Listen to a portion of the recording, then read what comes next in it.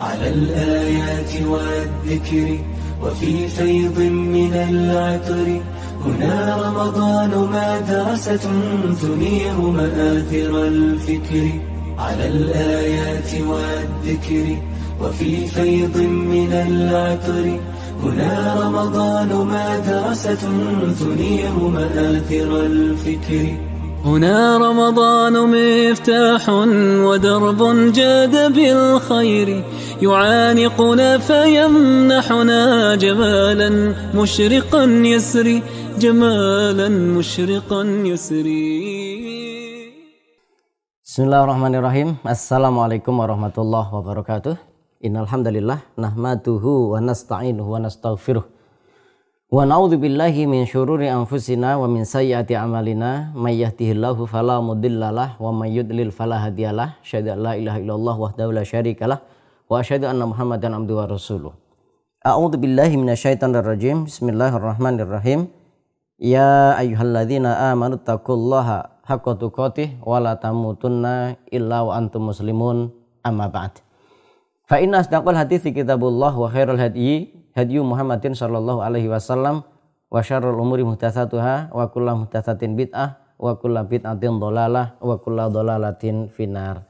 Sahabat LC yang dirahmati Allah Subhanahu wa taala, tidak terasa alhamdulillah kita sudah di penghujung daripada bulan Ramadan ya, dan kita akan membahas satu tema yang sangat penting, materi yang sangat penting berkenaan dengan akhir Ramadan ini, yaitu fikih Lebaran dan hari raya. Fikih hari raya dan Lebaran, atau kalau kita singkat viral ya. Fikih hari raya dan Lebaran.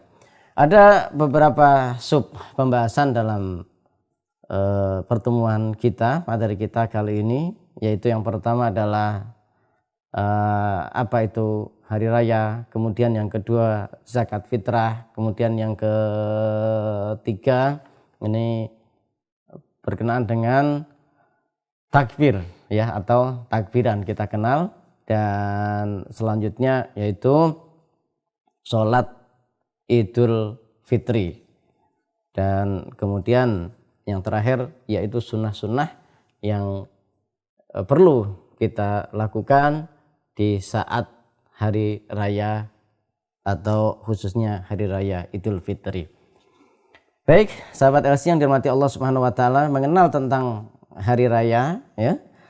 Rasulullah sallallahu alaihi wasallam bersabda, atau suatu ketika setelah Rasulullah sallallahu alaihi wasallam hijrah dari Makkah ke Madinah, di sini dikatakan qadima Rasulullah sallallahu alaihi wasallam al-Madinata wa li ahlil Madinati yaumani yal'abuna fihima. Hadis ini diceritakan oleh sahabat yang mulia Anas bin Malik radhiyallahu anhu. Beliau mengatakan Rasulullah sallallahu alaihi wasallam datang ke Madinah, di mana penduduk Madinah memiliki 2 hari raya yang mereka penduduk Madinah bersenang-senang di dalamnya. Ya, mereka merayakan 2 hari tersebut. Maka kemudian Rasulullah Shallallahu Alaihi Wasallam berkomentar. Rasulullah Shallallahu Alaihi Wasallam sekaligus memberikan kabar gembira, dan kemudian kabar gembira ini menjadi syariat di dalam Islam. Ya, Rasulullah mengatakan, qadimtu alaikum, aku datang kepada kalian dari Makkah menuju Madinah, walakum yaumani, dan aku dapati kalian memiliki 2 hari raya, tal'abuna fihima, yang mana kalian merayakan 2 hari tersebut. Maka pada hari ini kami sampaikan, saya umumkan untuk kalian, fa innallaha, sesungguhnya Allah Subhanahu wa taala qad abdalakum yaumaini khairan minhuma. Sesungguhnya Allah Subhanahu wa taala telah mengganti 2 hari raya yang kalian rayakan ini, yang selama ini kalian sudah rayakan, dengan 2 hari raya yang lebih baik daripada hari raya kalian sebelumnya. Apa itu? Yaumal Fitri wa yauman nahri. Hari raya tersebut pengganti dari hari raya kalian sebelumnya, yaitu Idul Fitri dan Idul Adha. Di sini disebutkan Yaumal Fitri, berarti ini Idul Fitri. Yauman Nahri, yaitu hari di mana kaum muslimin diperintahkan untuk menyembelih hewan kurban, yaitu Idul Adha. Dan ini merupakan keistimewaan yang diberikan oleh Allah Subhanahu wa taala kepada umat Rasulullah Shallallahu alaihi wasallam. Idul Fitri dan Idul Adha. Dan ini biasa di satu daerah, di satu zaman, ya, di sebuah kepercayaan atau keagamaan itu memiliki hari-hari raya. Tapi Rasulullah SAW telah tegaskan untuk kaum muslimin hanya ada 2 hari raya yang mereka miliki dan yang boleh mereka rayakan, yaitu hari raya Idul Fitri dan hari raya Idul Adha. Ini artinya tidak ada hari raya di dalam Islam selain 2 hari raya tersebut. Ketika ada hari-hari tertentu yang dirayakan, ya, diperingati sedemikian rupa selain 2 hari raya ini, berarti itu adalah hari raya yang batil, yang bukan berasal dari Islam, dan kita kaum muslimin, kaum muslimah tidak boleh ikut merayakannya, apapun hari raya tersebut. Kenapa disebut dengan Id, ya? Di dalam bahasa Arab hari raya itu disebutnya Idun, Al-Id. Ya, makanya Idul Fitri, Idul Adha, hari raya Fitri dan hari raya Adha. Hari raya setelah melaksanakan puasa kemudian kembali diperbolehkan untuk makan minum di siang hari, dan hari di mana kita diperintahkan oleh Allah Subhanahu wa taala untuk melakukan penyembelihan hewan kurban. Dikatakan Al-Id dalam bahasa Arab, Al-Id itu artinya sesuatu yang kembali dan berulang-ulang, serta waktu dan tempat kemunculannya dan datangnya biasa berulang. Maksudnya apa? Ajek setiap tahun itu ada, makanya dan waktunya pun sama, yaitu kalau hari raya Idul Fitri dia hadir setelah kita melaksanakan puasa selama 1 bulan penuh di bulan Ramadan. Pun demikian Idul Adha setelah kita memasuki bulan yang disebut dengan Zulhijjah, di sana dilaksanakan pelaksanaan ibadah-ibadah haji, kemudian yang terakhir ditutup dengan wukuf di Arafah, dan kemudian keesokan harinya dilaksanakan sholat Id dan juga penyembelihan hewan kurban. Disitulah dilaksanakan hari raya Idul Adha, ya. Jadi secara arti bahasa Al-Id itu artinya sesuatu yang berulang-ulang, tempatnya juga sama, waktunya sama. Baik, apa atau ada apa di hari raya Idul Fitri? Tadi kita sudah sebut bahwa pembahasan kita ada beberapa. Setelah kita membahas tentang Idul Fitri atau Idul Adha itu sendiri, maka kita membahas zakat fitrah. Jadi setelah kita melaksanakan puasa selama 1 bulan penuh, berkumandang takbir, pertanda hari raya tiba, di saat itu ada kewajiban kita sebagai seorang muslim, seorang mukmin untuk membayar zakat. Zakat apa itu? Yaitu zakat fitrah. Apa itu zakat fitrah? Dikatakan bahwa zakat fitrah adalah zakat yang wajib atas individu muslim dengan sebab datangnya Idul Fitri. Dia adalah zakat yang wajib ditunaikan oleh setiap individu muslim karena datangnya Idul Fitri. Di mana Rasulullah Shallallahu alaihi wasallam bersabda tentang kewajiban ini, An Ibnu Umar radhiyallahu anhuma, dari Abdullah bin Umar radhiyallahu anhuma qala, beliau bercerita atau meriwayatkan hadis tentang wajibnya zakat fitrah ini. Beliau mengatakan faradha Rasulullah sallallahu alaihi wasallam zakatal fitri. Sungguh Rasulullah sallallahu alaihi wasallam telah mewajibkan untuk membayar zakat fitrah. So'an min tamrin, 1 sok dari tamr. Ukurannya adalah 1 sok dari tamr. Tamr itu kurma kering ya. Au so'an min syairin, atau 1 sok dari syair. Ya, ini bahan makanan pokok juga. Alal abdi, kepada setiap hamba, wal hurri, kepada baik mereka itu budak, wal hurri maupun yang merdeka, wal zakari dia laki-laki, wal unsa maupun perempuan, wasogiri bahkan anak kecil sekalipun diwajibkan atas dia untuk zakat fitrah, wal kabiri orang dewasa, minal muslimin yaitu dari orang-orang muslim. Wa amara biha antu ada qabla khurujin nasi ila sholati, dan pelaksanaan dari zakat fitrah ini harus sudah ditunaikan sebelum dilaksanakannya sholat Idul Fitri. Ya, Rasulullah SAW mewajibkan seluruh kaum muslimin besar atau kecil, merdeka bahkan budak sekalipun, laki dan perempuan, semuanya untuk membayar zakat fitrah. Baik, tentunya anak kecil yang berkewajiban untuk membayarkan zakat fitrahnya ya orang tuanya, ayahnya, ya, bapaknya sebagai kepala keluarga.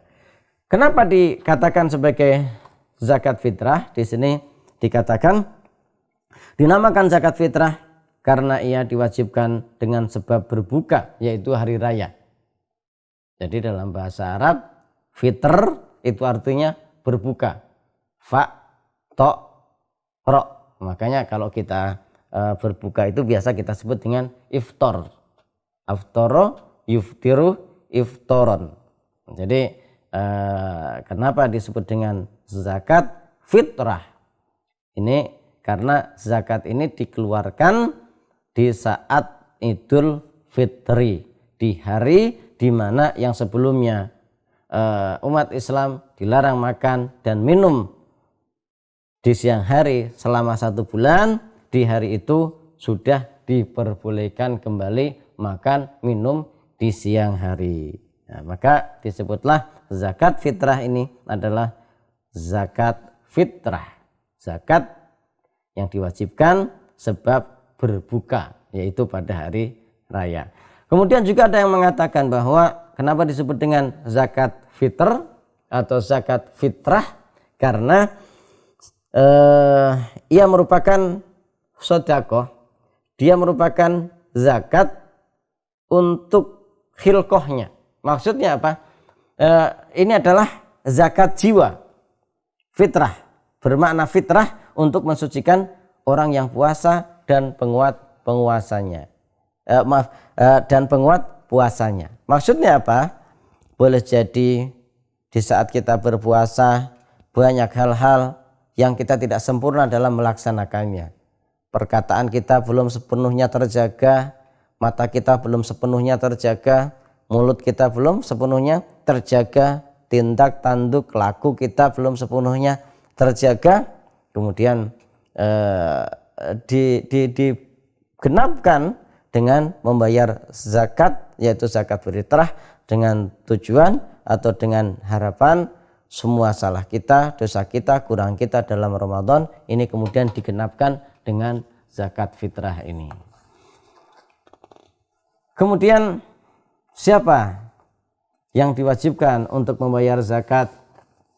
Maka di sini dikatakan zakat fitrah adalah sedekah badan yang berhubungan dengan seluruh individu kaum muslimin, baik kecil, besar, laki-laki, perempuan, merdeka, ataupun hamba sahaya. Jadi dia adalah merupakan ibadah, sedekah wajib untuk kaum muslimin. Tidak ada satupun di antara mereka yang lepas dari kewajiban ini. dia masih kecil, belum mukallaf, dia belum balik, enggak apa-apa, dia tetap berkewajiban untuk melaksanakan zakat fitrah. Dia seorang budak, dia hamba sahaya, dia bukan orang yang merdeka. Apakah dia wajib untuk membayar zakat? Iya, dia tetap wajib membayar zakat fitrah. Karena ini adalah merupakan zakat jiwa, ya, zakat badan dari setiap individu kaum muslimin. Dengan ketentuan tentunya tadi, anak-anak yang kecil yang belum bisa mencari makan, belum bisa mencari biaya untuk membayar zakat fitrah ini dibayarkan oleh orang tuanya. Ya, demikian juga mungkin hamba sahaya atau budak yang mereka tidak memiliki apapun untuk membayarkan zakat dirinya, zakat fitrah untuk dirinya, maka tentunya ya tuannya yang membayarkan zakat tersebut.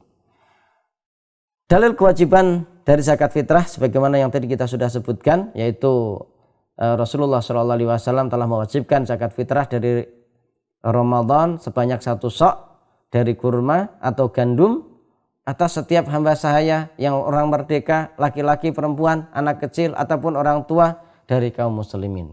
Ya, sampai orang tua yang sudah tidak mampu bekerja sekalipun, sudah tidak memiliki penghasilan sekalipun, mereka tetap berkewajiban untuk membayar zakat.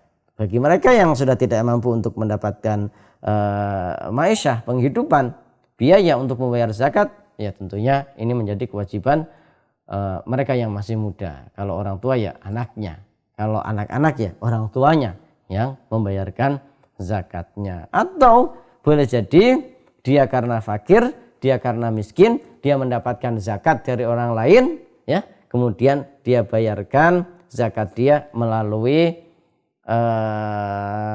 zakat yang diterima dari orang lain, kemudian dia bayarkan kepada orang miskin yang lainnya. Ya, yang terpenting kewajiban dia sebagai seorang muslim yang wajib untuk membayar zakat fitrah di akhir Ramadan ini tertunaikan. Walaupun dengan beras yang dia dapatkan dari orang yang membayar zakat yang diserahkan kepada dirinya sekalipun. Sangat sederhana dan simpel, ya. Baik, apa keutamaan daripada zakat fitrah? Yang pertama, zakat fitrah merupakan sebab kesuksesan seorang mukmin dan memberikan kemenangan padanya berupa kebahagiaan dunia dan akhirat. Allah Subhanahu wa taala berfirman, "Qad aflaha man zakkaha." Qad aflaha man tazakka. Sesungguhnya beruntunglah orang yang membersihkan diri dengan beriman. Al-Qur'an surat Al-A'la ayat 14. Ya, ini salah satu dari keutamaan membayar zakat fitrah, yaitu untuk mendapatkan kemenangan, untuk mendapatkan keberuntungan, untuk mendapatkan kebahagiaan baik di dunia maupun akhirat. Dalilnya adalah apa yang difirmankan oleh Allah Subhanahu wa taala di dalam surat Al-A'la ayat 14, yaitu qad aflaha man tazakka. Kemudian yang kedua, hikmah dari atau keutamaan daripada zakat fitrah ini yaitu sebagai pensuci bagi orang yang berpuasa dari kesia-siaan dan kejelekan. Ya, tadi kita katakan boleh jadi saat kita menjalankan ibadah puasa Ramadan kita belum sepenuhnya sempurna. Syarat dan rukunnya ada saja yang tertinggal dari kita. Adab-adabnya ada saja yang kita langgar. Sehingga perlu kiranya kita menyempurnakan puasa kita dengan membayarkan zakat setelahnya. Ibnu Abbas radhiyallahu anhuma beliau mengatakan, faradu Rasulullah sallallahu alaihi wasallam zakat al-fitri. Rasulullah sallallahu alaihi wasallam mewajibkan zakat fitrah. Apa fungsinya? Tuhrotan lisaimi, sebagai pembersih bagi orang yang berpuasa. Minal lagwi warrafasi, dari segala perbuatan sia-sia dan ucapan yang kotor, ya. Dari perbuatan yang sia-sia di bulan Ramadan, banyak waktu, banyak hal yang kita tidak maksimalkan dalam berpuasa, dan juga ucapan-ucapan yang kotor. Wa tu'matan lil masakin. Dia juga memiliki fungsi untuk memberikan makan bagi orang-orang miskin, berbagi kepada orang-orang miskin. Kemudian di sini diberikan catatan, man addaha qabla sholati, barang siapa yang membayarkan zakat fitrah ini sebelum sholat Idul Fitri, fahiya zakatun makbulatun, maka dia adalah merupakan zakat yang diterima. Maksudnya itulah zakat fitrah, yaitu zakat yang diserah terimakan di akhir Ramadan tapi sebelum pelaksanaan sholat Idul Fitri. Ya, ini fikih, ini sudah masuknya ke dalam teknis atau tata cara zakat. Man addaha qabla sholati fahiya zakatun makbulatun. Ini harus diingat ketika kita hendak membayarkan zakat fitrah, maka jangan sampai terlewat sampai sholat Id didirikan, bahkan sholat Id sudah bubar dan kita sudah silaturahim ke sana kemari, anjang sana anjang sini, baru keingetan, duh saya belum membayarkan zakat fitrah. Lah berarti ini waman addaha ba'da sholati fahiya shadaqatun minas shadaqat. Barang siapa yang membayarkannya atau menyerah terimakan zakat fitrahnya setelah sholat Id berlalu, bubar, selesai, fahiya shadaqatun minas shadaqat. Itu sedekah biasa, tidak menggugurkan kewajiban dia untuk berzakat fitrah. Berarti dia telah berdosa zakat fitrah. Dia tahun itu tidak dianggap telah membayarkan zakat fitrah. Kenapa? Sudah terlewat waktunya. Jadi ibadah itu ada tata caranya, ibadah itu ada kadarnya, ibadah itu ada waktunya, ya, sehingga semuanya harus sesuai waktunya. Contoh, ya, zakat fitrah, saya mau zakat fitrah, baru juga di bulan Sya'ban, di bulan Rajab sudah membayar zakat fitrah, ya nggak sah, karena itu bukan waktunya. Waktunya kapan? Yaitu setelah berkumandang takbir Idul Fitri, itu waktunya, dan tidak boleh lewat, ya. Jangan sampai kemudian sudah zakat fitrah belum, kapan mau, entarlah kalau habis lebaran, ya ini ya nggak sah, ya nggak, bukan, tidak sesuai dengan waktunya, ya. Kemudian kadarnya juga begitu, ada kadar tersendiri, ya, yaitu nanti kita akan bahas di pembahasan berikutnya, ya, berapa kadar atau berapa banyak kita berzakat fitrah. Jangan sampai kemudian kadar yang sudah ditetapkan adalah 2,5 sampai 3 kilo, kemudian kita zakat fitrah cuman dengan 1 kilo, ya tidak sah, ya. Baik, itu keutamaan daripada zakat fitrah. Selain keutamaan, di sini juga ada hikmah daripada kewajiban zakat fitrah. Apa itu? Pertama, mensucikan jiwa seorang mukmin dan membersihkannya dari bekas kesia-siaan dan kejelekan yang berhubungan dengannya selama berpuasa Ramadan. Ini sama dengan manfaat daripada zakat fitrah yang tadi kita sudah sebutkan. Kemudian yang kedua, menjaga kehormatan dan kemuliaan seorang mukmin. Jadi gini, ya. Di hari tersebut kan hari raya. Tentunya seharusnya seluruh kaum muslimin ikut menikmati hari raya. Baik kaya ataupun miskin, baik kaya maupun mereka yang fakir. Caranya dengan apa? Supaya hari itu adalah hari yang benar-benar merupakan hari kebahagiaan bagi seluruh kaum muslimin. Maka disinilah salah satu hikmah dari zakat fitrah, untuk menjaga kehormatan dan kemuliaan seorang mukmin. Jangan sampai di hari raya ada sebagian kaum mukminin masih minta-minta untuk makan, ya. Itu tidak, itu harapannya jangan sampai terjadi itu. Makanya kita berbagi di hari raya sebelum pelaksanaan sholat Id, sebelum hari H, ya, pagi di hari raya itu kita berbagi dengan orang-orang fakir, dengan orang-orang miskin. Sehingga mereka itu tenang di hari itu. Mereka turut berbahagia merayakan hari raya Idul Fitri. Karena bahan makanan pokok mereka sudah cukup. Ya, jangan sampai mereka di hari raya pun masih pertigaan-pertigaan, perempatan-perempatan, atau keliling kampung ya untuk meminta-minta sekedar untuk makan. Di sini salah satu hikmah dari disyariatkannya zakat fitrah yaitu untuk menjaga kehormatan dan kemuliaan seorang mukmin. Bahkan kemuliaan mukmin secara keseluruhan. Nanti bagaimana? Apa kata orang, apa kata agama lain ya, penganut agama lain ketika kaum muslimin di hari raya masih ada yang minta-minta. Itu kemana saja orang kayanya? Kok masih saja sebagian dari mereka tidak menikmati hari rayanya? Nah ini. Kemudian yang ketiga dari hikmah disyariatkannya zakat fitrah yaitu menjaga tatanan kemasyarakatan muslim yang selalu saling bantu membantu. Ini juga secara simbolik mengajarkan kepada kita sebagai seorang muslim, seorang mukmin harus ada jiwa saling membantu, saling memberi, saling memperhatikan. Ini disyariatkannya.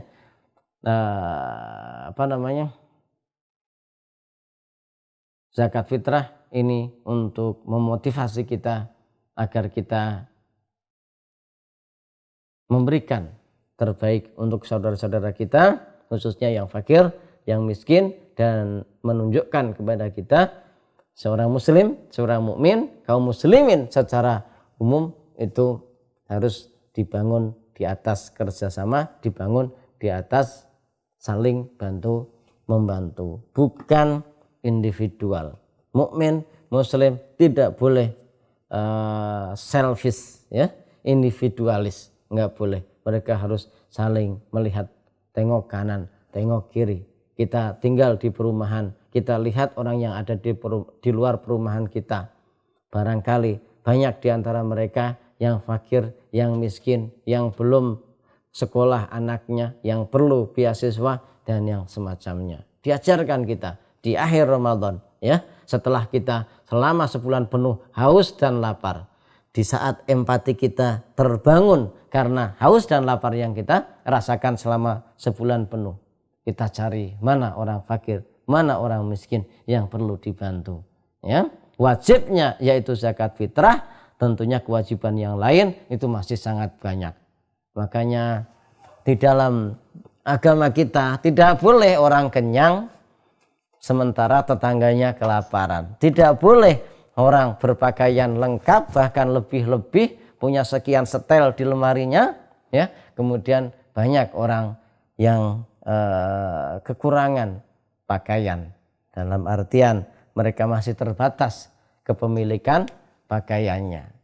Ya, termasuk juga tentunya tidak boleh seseorang menumpuk sederet status akademik, ya, SA, SB, SC, SD, ST, SZ dan semacamnya, tapi dia tidak memperhatikan ternyata banyak di antara kaum muslimin SD saja nggak lulus, SMP nggak lulus, SMA nggak lulus. Kita harus tergerak, kita harus peduli dengan sesama kaum muslimin. Jangan hanya kemaruk kita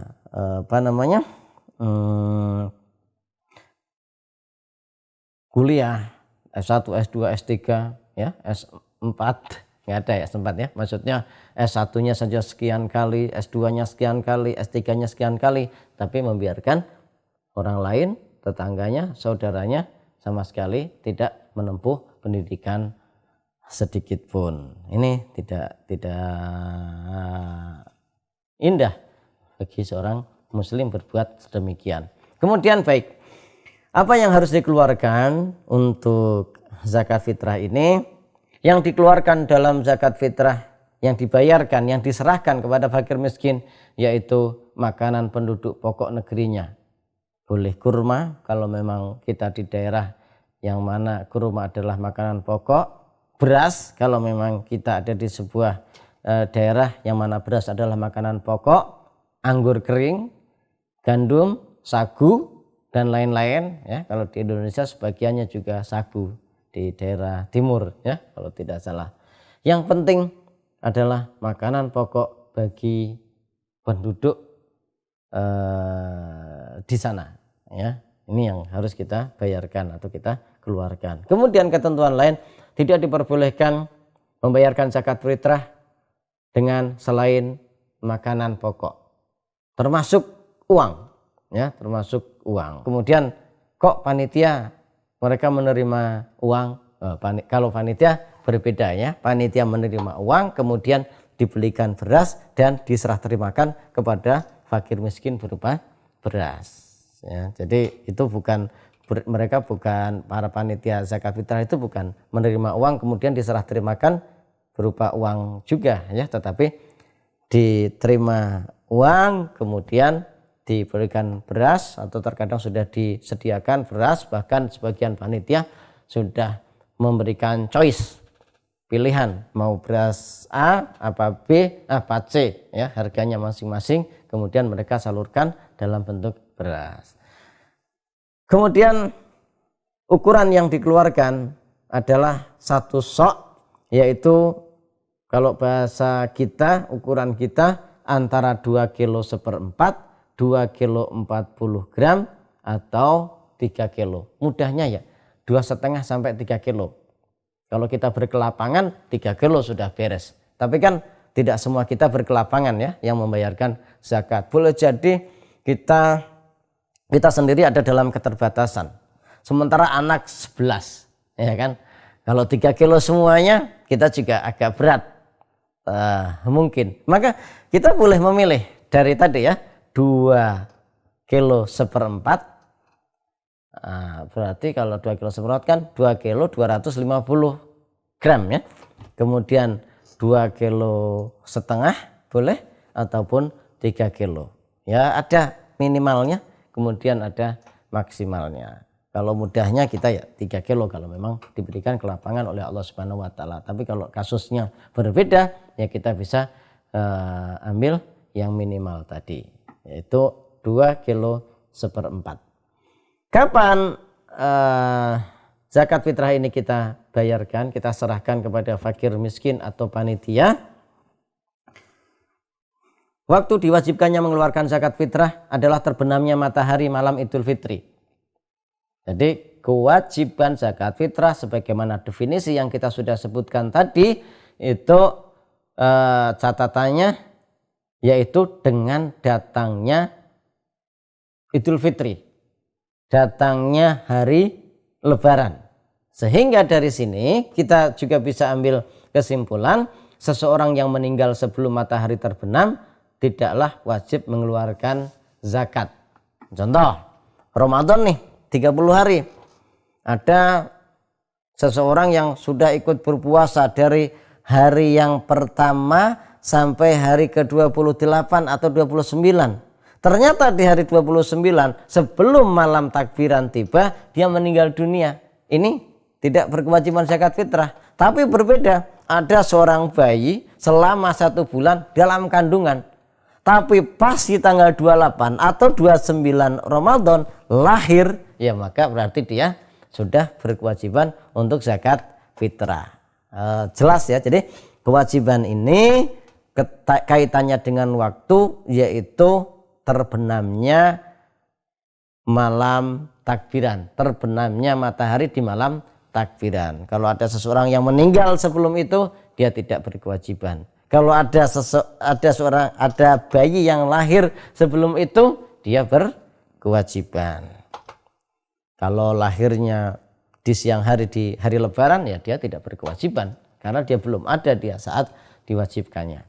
Baik. Kemudian kapan waktu mengeluarkan zakat fitrah? Mengeluarkan zakat fitrah yaitu pada hari raya Idul Fitri, khususnya sebelum diselenggarakannya sholat Idul Fitri. Walaupun di sini diberikan catatan boleh dikeluarkan 1 atau 2 hari sebelum hari raya. Karena biasanya kalau sekarang apalagi ya, kenapa 1 hari 2 hari sebelum hari raya, biasanya kita masaknya kalau hari raya itu tidak dimasak pas hari raya, bukan di hari H justru. Dimasaknya 1 atau 2 hari. Kenapa? Karena pertama adalah karena perbedaan pendapat tentang kapan hari raya, sehingga perlu prepare. Jangan-jangan besok hari rayanya, ternyata hari rayanya lusa. Terkadang sudah prepare buat lontong dulu, membuat ketupat dulu, maka serah terima zakat fitrahnya silahkan 2 atau 1 hari sebelum hari raya dipersilahkan. Ini tentunya berbeda ya dengan makanan pokok daripada penduduk-penduduk selain negeri kita seperti Indonesia. Kalau Indonesia harus dimasak. Kalau tadi kita katakan min tamrin ya, yang disabdakan oleh Rasulullah Shallallahu Alaihi Wasallam, yaitu 1 sok dari kurma kering. Kalau kurma kering diserahkan sebelum sholat, monggo silahkan, akan kemakan karena dia adalah makanan yang sudah matang. Sementara beras diberikan menjelang sholat id, ya tentunya nggak kemasak. Inilah tentunya kita harus fleksibel di sini melihatnya. Ya, bisa jadi kalau di negeri kita yang utama ya sehari sebelum dilaksananya jatuhnya 1 Syawal. Kenapa? Masaknya perlu prepare. Apalagi kalau sampai dibuat lontong ataupun dibuat ketupat. Wallahu alam. Baik. Siapa penerima zakat fitrah? Penerima zakat fitrah adalah orang fakir dan miskin. Ini pendapat yang rojih. Maksudnya apa? Sebagian ulama mengatakan bahwa penerima zakat fitrah yaitu 8 penerima zakat pada umumnya. Ya, ada fakir, miskin, fisabilillah, kemudian ghorimin, orang yang memiliki hutang, kemudian ibnu sabil, al-amilin, para panitia zakat, ya, ada 8 itu. Tapi yang roji insya Allah untuk khusus zakat fitrah penerimanya itu adalah fakir dan miskin. Sebagaimana di dalam hadis-hadis yang kita sebutkan sebelumnya, zakat fitrah ini memiliki manfaat hikmah, yaitu tu'matan lil masakin, untuk memberikan bahan pokok makanan bagi orang-orang yang miskin. Ini tentang zakat fitrah. Oh iya, satu lagi. Diberikan kepada siapa atau fakir miskin yang mana yang kita berikan zakat fitrah, yang kita serah terimakan zakat fitrah kita kepada mereka, yaitu diserahkan kepada fakir miskin yang ada di tempat tinggal kita pada saat kita mengeluarkan zakat tersebut. Kita kebetulan nomaden ini ceritanya ya, kontraktor. Setiap 3 bulan sekali itu kita pindah kontrakan, katakanlah seperti itu. Maka ya, mana yang lebih baik, yang utama kita berikan zakat fitrah kepada mereka, yaitu fakir miskin di tempat tinggal kita saat itu. Ini yang utama, walaupun boleh saja ya, karena pertimbangan-pertimbangan lain kemudian kita berikan kepada fakir miskin di luar tempat tinggal kita. Sebagai contoh adalah mungkin kita punya kerabat ya, kerabat yang bukan ada di dalam tanggungan hidup kita, bukan tanggungan nafkahnya oleh kita, tapi dia fakir, dia miskin, kemudian kita dahulukan dibandingkan yang lain. Ini juga diperbolehkan walaupun jauh tempat tinggalnya dari kita. Baik, itu tentang zakat fitrah. Dan selanjutnya kita membahas tentang takbiran. Ini biasanya selain zakat fitrah yang paling heboh ya, yang sangat semarak saat Idul Fitri atau Idul Adha, itu adalah takbiran ya. Betapa Masya Allah semarak daripada takbir berkumandang di mana-mana, di jalan-jalan, kemudian di masjid-masjid, di musola-musola. Ini satu hal yang luar biasa. di tanah-tanah lapang sebelum pelaksanaan sholat id. Ini luar biasa. Apa dasar dari pensyariatan takbiran ini? Supaya sahabat-sahabat LC tahu bahwa ini adalah merupakan bagian dari syariat Islam dan memiliki legal standing, ya, memiliki dalil yang sangat kuat pelaksanaannya. Allah berfirman di dalam surat Al-Hajj ayat 28, A'udzubillahi minasyaitonirrajim, Bismillahirrahmanirrahim, liyashhadu manafi'a lahum wa yadhkurusmallahi fi ayyamin ma'lumat ala ma razaqahum min bahimatil an'am fakulu minha wa at'imul ba'is. Supaya mereka menyaksikan berbagai manfaat bagi mereka dan supaya mereka menyebut nama Allah pada hari raya, pada hari yang telah ditentukan, atas rezeki yang Allah telah berikan kepada mereka berupa binatang ternak. Ini lebih spesifik. Ayat ini menceritakan tentang bagaimana kesyukuran kita kepada Allah Subhanahu wa taala atas binatang-binatang ternak yang diberikan oleh Allah Subhanahu wa taala, yang kemudian disyariatkannya kita bertakbir kemudian menyembelihnya di Idul Adha. Maka makanlah sebagian daripadanya dan sebagian lagi berikanlah untuk dimakan orang-orang yang sengsara dan fakir. Kemudian di dalam surat Al-Baqarah ayat 185 Allah Subhanahu wa taala berfirman, walitukmilul iddata walitukabbirullaha ala ma hadakum wala'allakum tashkurun. Dan hendaklah kamu mencukupkan bilangannya, menyempurnakan bilangannya. Maksudnya selesaikan puasa kalian selama 1 bulan penuh. Dan setelah selesai sempurna, dan hendaklah kalian mengagungkan Allah atas petunjuknya yang diberikan kepadamu, kepada kalian, supaya kalian menjadi hamba-hamba yang bersyukur. Jadi setelah kita menyelesaikan 1 bulan penuh pelaksanaan puasa Ramadan, diperintahkan kita untuk bertakbir, bersyukur kepada Allah Subhanahu wa taala atas hidayah-hidayah, petunjuk-petunjuk Allah Subhanahu wa taala kepada kita semua. Selain dari 2 ayat yang tadi kita sebutkan, diriwayatkan pula bahwa Rasulullah Shallallahu Alaihi Wasallam dahulu keluar pada hari raya Idul Fitri. Lalu beliau bertakbir sampai mendatangi tanah lapang tempat sholat dan sampai selesai sholat. Jadi Rasulullah Shallallahu Alaihi Wasallam jika beliau itu keluar rumah menuju tanah lapang untuk melaksanakan sholat id, beliau ini bertakbir, ya. Allahu Akbar, Allahu Akbar, Allahu Akbar, la ilaha illallah, wallahu Akbar, Allahu Akbar, walillahil hamd.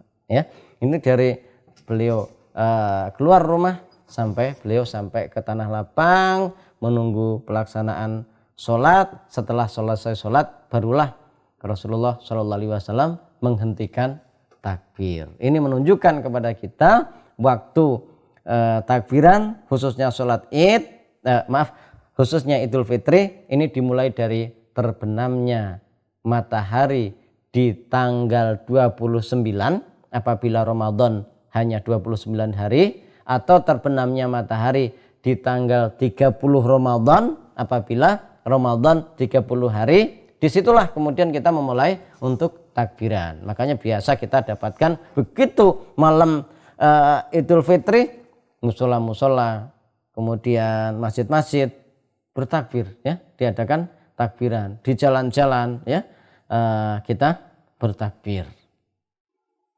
Kemudian selain itu pula ada asar sahabah. Ayat sudah, hadis sudah, sekarang asar sahabah. Disebutkan oleh Imam Bukhari an Umar radhiyallahu anhu, dari Umar radhiyallahu anhu, annahu kana yukabbiru fi qubbatihi bi Mina. Ini berarti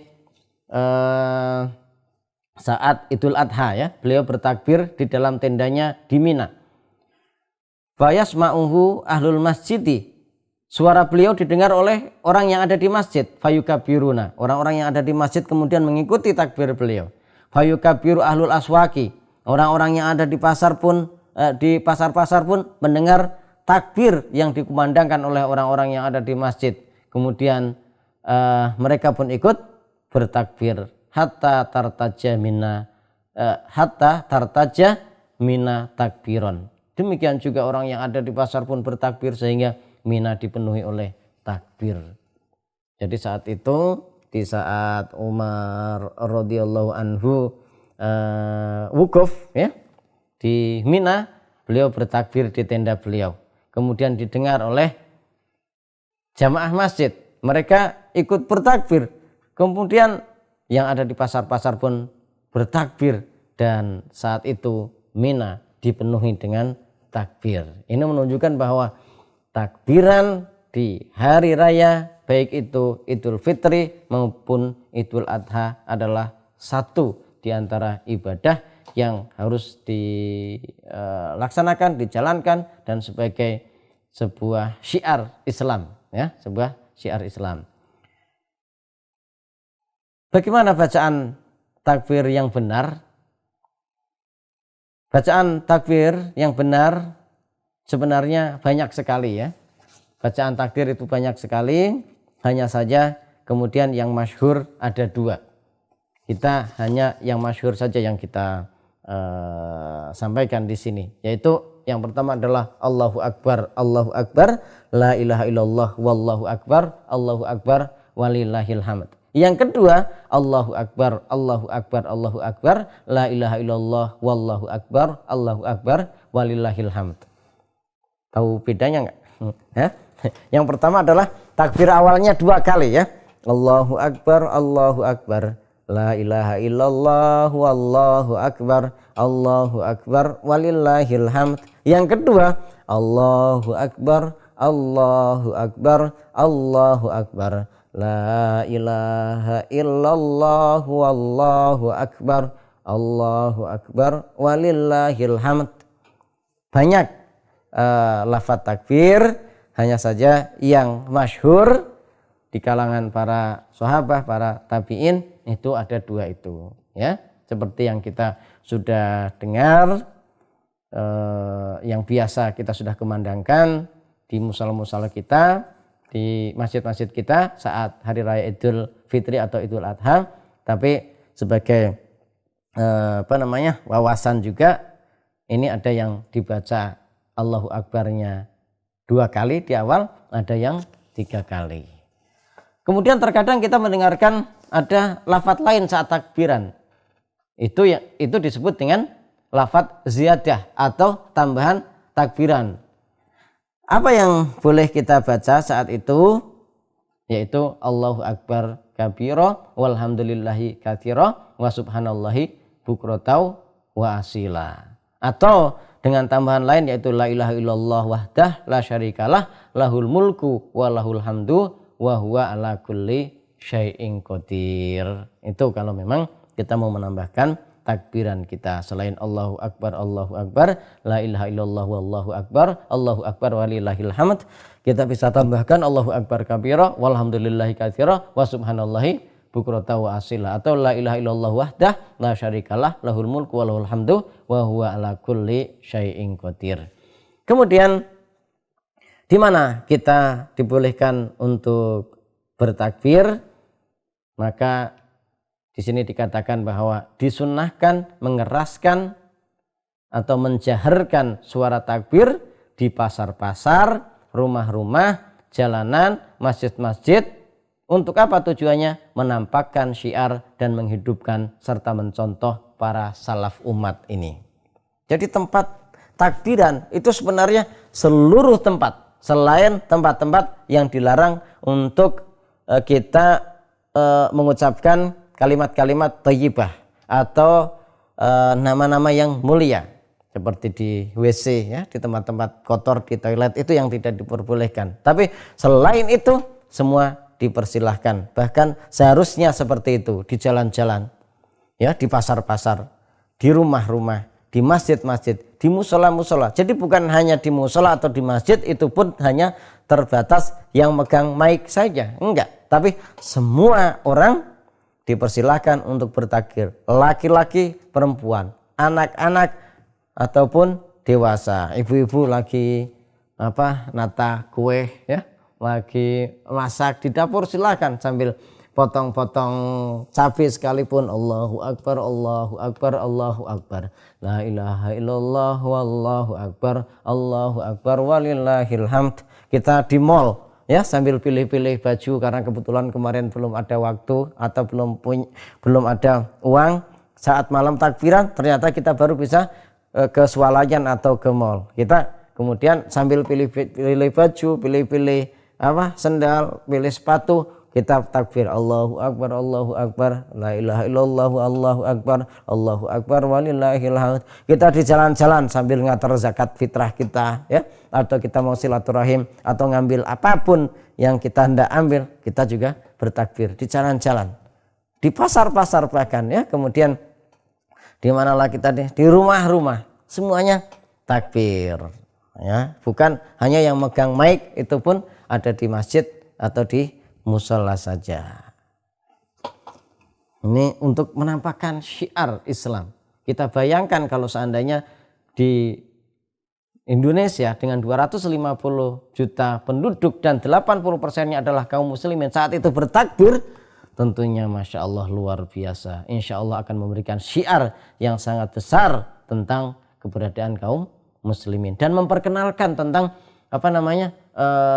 kalimat-kalimat thayyibah, kebesaran Allah Subhanahu wa taala ke seluruh penjuru umat di Indonesia kita tercinta. Ini seharusnya tempat bertakbir di mana saja dan dikeraskan, dipamerkan. Ibadah yang perlu dipamerkan ya ini, dikeraskan ya ini takbiran di saatnya, yaitu di malam-malam takbiran. Baik, yang selanjutnya yaitu sholat Idul Fitri. Setelah takbiran kita masuk pagi hari, kita sholat Idul Fitri. Rasulullah Shallallahu Alaihi Wasallam diceritakan dalam hadis, syahidu al-ida ma'a Rasulillah Shallallahu Alaihi Wasallam wa Abi Bakrin wa Umar wa Utsman radhiyallahu anhum fakulluhum kanu yusalluna qablal khutbati. Ibnu Abbas radhiyallahu anhuma, beliau bercerita, aku telah ikut melaksanakan sholat id bersama Rasulullah, bersama Abu Bakar dan juga bersama Umar. Mereka mengerjakan sholat sebelum kemudian beliau khutbah. Ini menunjukkan bahwa sholat id ini adalah merupakan salah satu syariat di dalam Islam yang setiap kaum muslimin bahkan kaum muslimah sangat dianjurkan untuk melaksanakan sholat tersebut, sholat id, sholat Idul Fitri. Ya, makanya kalau bisa yang mau mudik sekalipun, ya, kalau memang mau mudik awal silahkan, kemudian sampai tempat kita bisa ikut sholat id, atau sekalian kita mudiknya setelah sholat id agar kita bisa melaksanakan sholat id sehingga kita tidak ada di perjalanan, ya, di sholat id kecuali terpaksa. Kemudian bagaimana tata cara sholat id? Yang pertama, jumlah rakaat terdiri dari 2 rakaat. Yang kedua, dimulai dengan takbiratul ihram, kemudian disusul 6 atau 7 takbir ziyadah. Biasanya kita Allahu Akbar yang pertama, kemudian disusul 7 kali takbir atau 6 kali takbir. Kemudian di rakaat kedua disusul dengan 5 takbir susulan atau takbir ziyadah. Kita habis sujud, ya, kemudian kita berdiri, kita takbir intikal Allahu Akbar, kemudian disusul 5 takbir susulan. Setelah itu membaca surat Al-Fatihah. Dan selanjutnya surat yang sunnah dibaca dalam sholat id yaitu surat Al-A'la yang kita kenal, Sabbisma rabbikal a'la. Ini di rakaat pertama, atau surat Qaf wal Qur'anil Majid, itu, ya. Atau kemudian di rakaat kedua yaitu ada surat Al-Ghasyiyah atau surat Al-Qamar. Ini disunahkan demikian. Jadi kalau secara kelompok, ya, kalau memang kita di rakaat pertama surat Al-A'la atau Sabihis, berarti rakaat keduanya kita pakainya hal ataka haditsul ghasyiyah. Kalau memang rakaat pertama kita adalah surat Qaf, berarti rakaat keduanya kita adalah surat Al-Qamar. Kemudian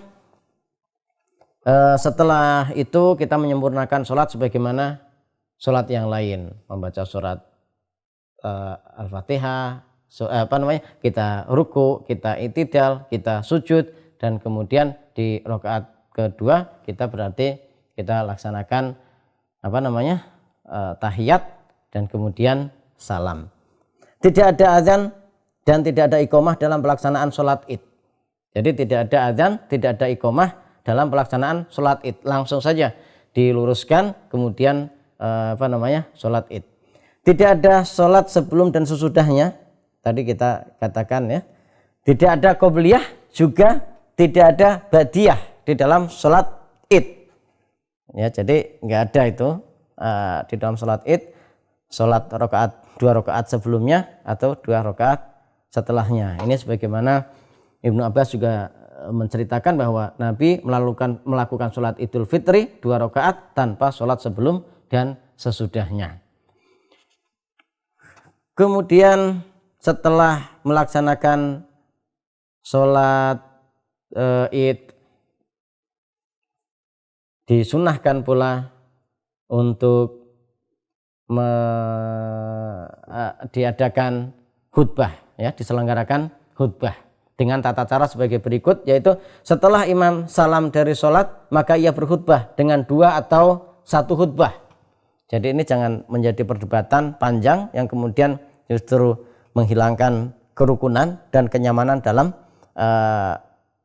menikmati hari raya kita, yaitu sholat atau khutbah dalam sholat id ini boleh dengan 2 khutbah, boleh 1 khutbah. Boleh jadi setelah salam imam kemudian khutbah tanpa duduk, boleh juga kalau seandainya kemudian imam khutbah kemudian ada 2 khutbah, yaitu ada duduk di tengahnya terlebih dahulu pula. Kalaupun ada di antara kita yang tidak sependapat antara satu imam dengan yang lain, ya itu kita harus saling menghormati atau toleransi, karena ini bukan satu masalah yang pokok, ya, yang harus 1 khutbah saja atau harus 2 khutbah. Dianjurkan untuk berkhutbah tentang zakat fitrah, karena ini ceritanya sholat Idul Fitri. Kemudian menghadiri khutbah id hukumnya sunnah. Jadi menghadiri khutbah id ini hukumnya sunnah. Kemudian disunahkan bagi khotib untuk memberikan nasihat khusus bagi kaum wanita sebagai bentuk ittiba terhadap Rasulullah Shallallahu Alaihi Wasallam. Itu yang dicontohkan oleh Rasulullah Shallallahu Alaihi Wasallam, yaitu ketika berkhutbah setelah selesai menyampaikan khutbah umum, Rasulullah Shallallahu Alaihi Wasallam juga berkhutbah khusus untuk kaum muslimah. Baik, 2 pembahasan terakhir kita baca secara flash. Yang pertama yaitu sunnah Idul Fitri. 1. Disunahkan untuk mandi karena hari raya sebelum berangkat ke tempat sholat id, karena hari itu adalah hari berkumpulnya manusia. Hendaknya kita saat kumpul ya yang wangi, ya, jangan ngumpul-ngumpul apek, ya. Tata cara mandi hari raya sama dengan mandi hari Jumat, yaitu semua badan kita guyur dengan air, kita bersihkan rata, ya, bukan mandi bebek yang hanya sebagian saja. Disunahkan makan di hari raya Idul Fitri sebelum melaksanakan sholat, ya. Kemudian disunahkan membersihkan diri dan memakai pakaian terbaik yang ada serta memakai minyak wangi dan bersiwak. Harus rapi. Kita mau ngumpul, mau merayakan hari raya kita, umat Islam harus berwibawa, terlihat kompak dan terlihat wangi dan rapi. Disunahkan menggunakan baju yang terbaik. Jangan malah nyari gara-gara pas lebaran atau hari raya kita mau tawadhu, pakai baju yang sudah rusak, compang-camping, ya, dan yang semacamnya. Enggak boleh, ya. Ini menyelisih sunnah. Yang wangi kita buat sedemikian rupa, sisiran rambutnya, ya. Makanya sebagian kita kan sebelum masuk lebaran ini sudah pada pangkas rambut, ya, potong rambut, kumis dirapikan. Ini memang bagian dari sunnah. Bagaimana kalau kita belum memiliki baju baru? Ya, baju baru alhamdulillah, tidak pun tak mengapa. Pilih yang terbaik yang kita miliki. Tidak harus baru, ya, tapi pilih yang terbaik yang kita miliki. Untuk wanita boleh menghadiri tempat sholat Id, bahkan tetap dianjurkan, namun tidak mengenakan pakaian mewah, tidak memakai wangi-wangian, menjauhi kumpulan laki-laki sehingga tidak ikhtilat, dan wanita haid juga boleh hadir dan ini tetap dianjurkan, tapi sebaiknya menjauh atau menjaga jarak dari tempat sholat. Kemudian selanjutnya yaitu disunahkan bertakbir saat berangkat ke musola tanah lapang saat berangkat sholat Id. Kalau memang kita mau ke tanah lapang ya tanah lapang, kalau ke musola atau ke masjid ya saat berangkat ke masjid. Tadi kita sudah sampaikan di bab tentang takbiran. Kemudian bersegera berangkat ke musola agar mendapatkan keutamaan shaf awal atau shaf depan. 1 tahun sekali, terlambat juga, kebangetan kita ya. Biasanya sudah terlambat kalau sholat ini Idul Fitri, Idul Adha yang 1 tahun terlambat juga, keterlaluan kita. Ya, segera berangkat kalau bisa di shaf awal. Kemudian disunahkan berangkat dan pulang dengan santai dengan jalan yang berlainan. Ya, ini juga memberikan hikmah syiar umat Islam, berarti yang berarti umat Islam itu banyak. Dan yang terakhir, biasanya di sholat Id atau di Idul Fitri atau Idul Adha ini juga ada ucapan-ucapan. Maka apa yang seharusnya kita ucapkan di hari raya Idul Fitri khususnya dan Idul Adha? Selain Idul Fitri mungkin ya diperbolehkan saling mengucapkan selamat dengan ungkapan yang telah masyhur atau biasa di antara mereka dan yang telah berlaku di antara kaum muslimin secara umum, seperti kata-kata taqabbalallahu minna wa minkum atau kata-kata a'adahallahu alaina wa alaikum bil khairati warahmah. Semoga Allah mengulangnya kembali kepada kita. Ya, jadi boleh kita mengucapkan taqabbalallahu minna wa minkum atau a'adahullahu alaina wa alaikum bil khairati warahmah. Ya, yang paling gampang ya kita taqabbalallahu minna wa minkum. Enggak perlu neko-neko, enggak harus panjang-panjang ya, yang sulit untuk diucapkan atau sulit dihafalkan. Cukup taqabbalallahu minna wa minkum. Ini ucapan yang saling kita ucapkan untuk saudara-saudara kita sesama muslim di hari raya kita. Baik, itu mungkin dari awal pembahasan kita, dimulai dari penamaan kata-kata Idul Fitri atau Idul Adha, kemudian adanya kewajiban zakat fitrah beserta tata caranya, syarat dan rukunnya, kemudian ada takbiran, sholat Id, dan juga ucapan saat hari raya. Untuk itu mari kita jadikan puasa kita tutup puasa kita dengan hal yang terbaik, yaitu menjalankan hari raya sesuai dengan sunnah Nabi Shallallahu Alaihi Wasallam, agar ibadah kita di Ramadan mendapatkan kesempurnaan dan Allah Subhanahu wa taala menerima segala amal ibadah kita selama Ramadan. Allah Subhanahu wa taala menghapuskan dosa-dosa kita dan menambahkan, menyempurnakan hal-hal yang kurang dari kita dengan zakat fitrah kita dan juga dengan ibadah-ibadah yang lainnya. Dan mari kita agungkan nama besar Allah Subhanahu wa taala ya, agar Allah Subhanahu wa taala menjadi satu-satunya Rabb yang disembah manusia seluruhnya di negeri kita yang tercinta. Kami ucapkan pula taqabbalallahu minna wa minkum. Semoga Allah menerima ibadah kita. Wassallallahu ala nabiyina Muhammadin wa ala ali Muhammad. Subhanaka Allahumma wa bihamdika asyhadu an la ilaha illa anta astaghfiruka wa atubu ilaik. Assalamualaikum warahmatullahi wabarakatuh. على الآيات والذكر وفي فيض من العطر هنا رمضان مدرسة تنير مآثر الفكر على الآيات والذكر وفي فيض من العطر هنا رمضان مدرسة تنير مآثر الفكر. هنا رمضان مفتاح ودرب جاد بالخير، يعانقنا فيمنحنا جمالا مشرقا يسري، جمالا مشرقا يسري.